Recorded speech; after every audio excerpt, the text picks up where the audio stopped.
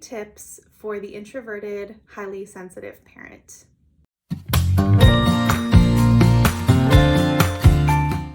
Hello and welcome.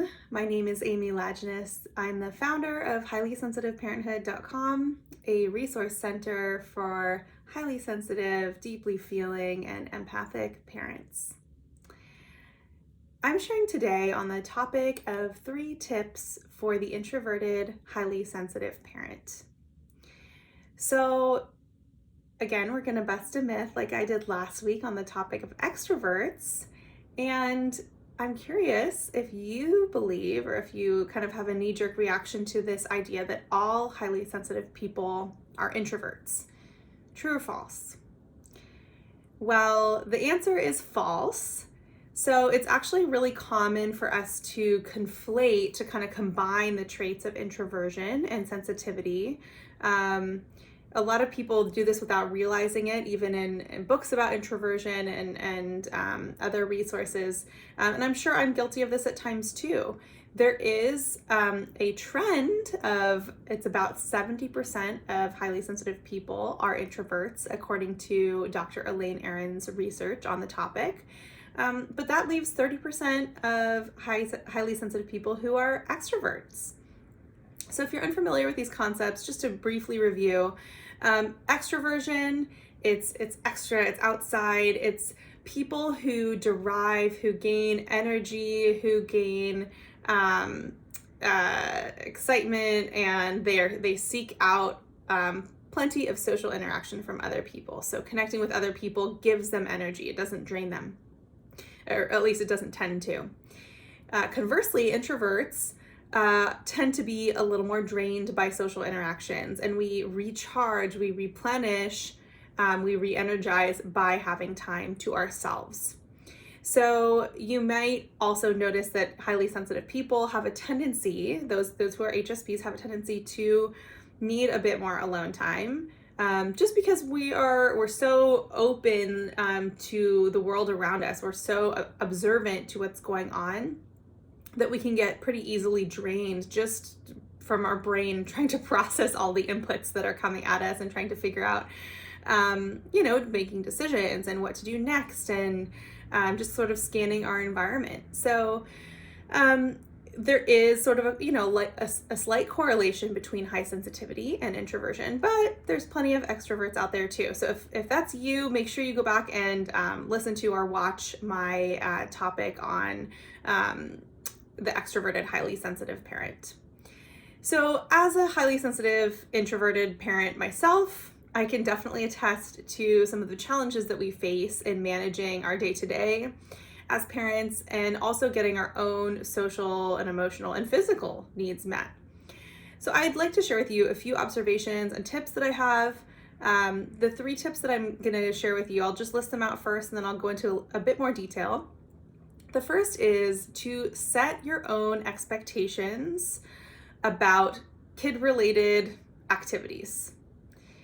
The second tip is to make sure you are still getting social support, even if you are an introvert, that you're not overly isolating. And the third is to give yourself permission to attend to your own needs for quiet or alone time. So returning to the first tip here about setting your own expectations around social activities, especially those activities with your kids. So you might notice, I know I do, that other parents sometimes pack their schedules full of outings and play dates and other commitments. And it's very likely that having those on a daily basis, or even like multiple times a week, might be too much for you as a highly sensitive introvert. You need that downtime. And so to go to be out doing something every day with your kids outside the home might feel too much.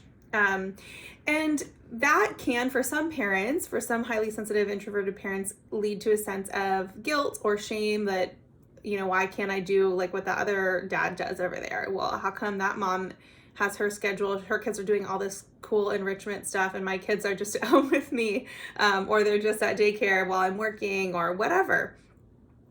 And I encourage you to release that expectation as best you can, And recognize the many gifts you have to offer your children as a highly sensitive introvert. You're probably quite emotionally in touch with your children. You probably do pretty well, although it's hard with little kids, to create like a calm and peaceful home environment. You probably are just feeling, very connected with them and making sure that their needs are met. So you have many gifts that you're offering your child, and it's okay if you kind of set a quota for the social activities that you engage in, particularly those with your kid, and say, you know what, once a week, it's about right for me. And then the other days I really need downtime, or twice a week or twice a month, or whatever works for you. That leads me to my second tip, which is to make sure you're still getting social support. So it can be tempting, and this feels like it goes a little bit against what I just said, but I think it's complementary, truly. It can be tempting to just stay at home and to like just peace out of all activities or social interactions, and to self-isolate, because sometimes there is that like little like barrier, that little hump we need to get over, of like, ugh, I gotta like put on clothes, or like I have to like get in the car and go somewhere unfamiliar. And that can feel exhausting, but then we actually have a nice time when we're there and we feel energized and we feel connected. So, the truth is, for even for introverted, highly sensitive parents, we need social connection, social support, even if it's something as simple as like, I was just at the public library today near my house, and there was a woman who we came to the door at the same time, and she was like, oh, well, either one of us. And I opened the door for her, and then we happened to leave the building at the same time just a couple minutes later. And this time she's like, my turn, and opened the door, and she said, oh, we're in and out. And I said, yeah, it's an efficient kind of day. And we just kind of chuckled and walked our own ways. So it was a very simple interaction, but I was reminded about how we need even those really simple, seemingly meaningless social interactions in our day-to-day, just to help us feel connected with other people and have a sense of shared humanity. So all that to say, you might need to push yourself just slightly outside of your comfort zone at times to connect with others. And you can make it really simple. It could be just saying hi to another parent at drop-off, offering a smile. It could be something like very simple, like the example I just shared with you at the library, where I could have just ignored this person, or she could have ignored me, but we chose to exchange just a couple words and, move on with our day.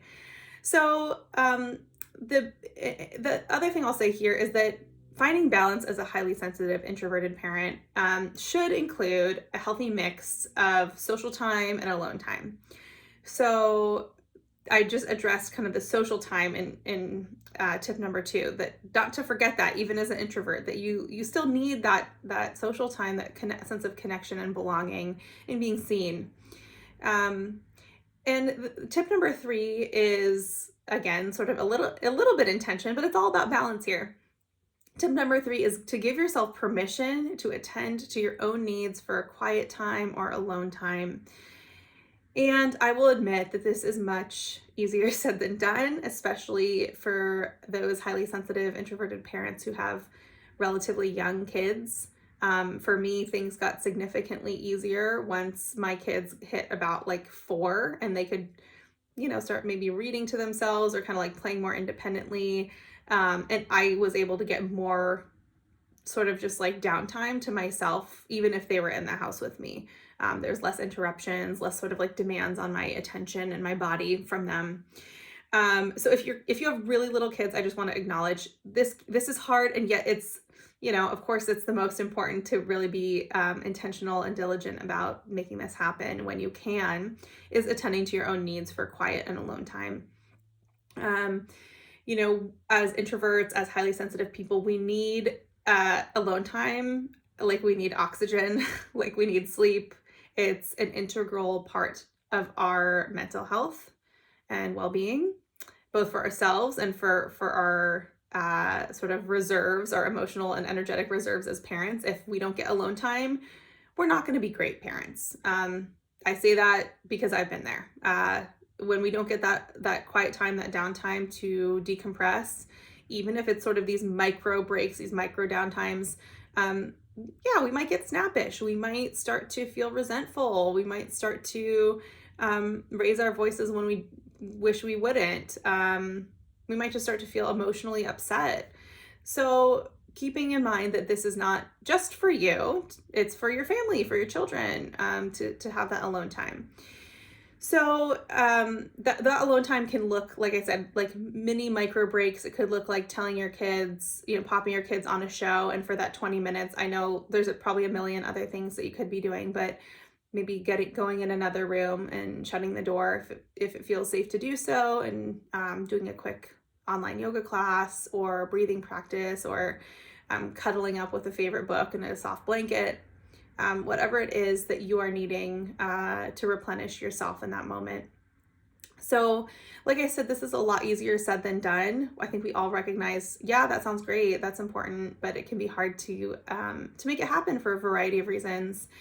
If you are looking for a bit of additional support, a little more hand-holding, a little more very, very gentle accountability, and some practical ideas on how to just make things work as an introverted, highly sensitive parent, you are welcome to visit my website at highlysensitiveparenthood.com.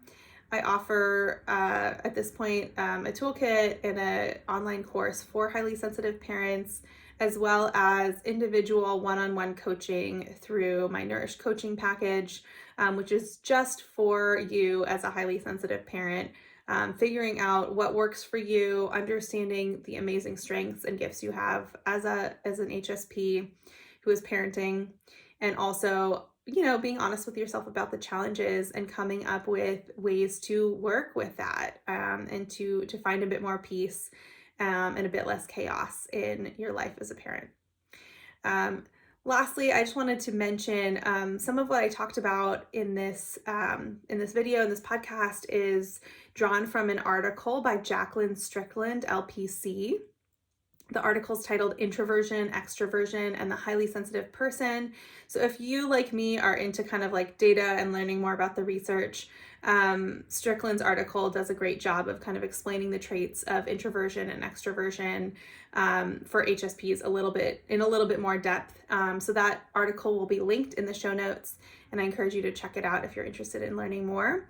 And of course, don't forget to subscribe. And if you're interested, connect with me via the newsletter on our website.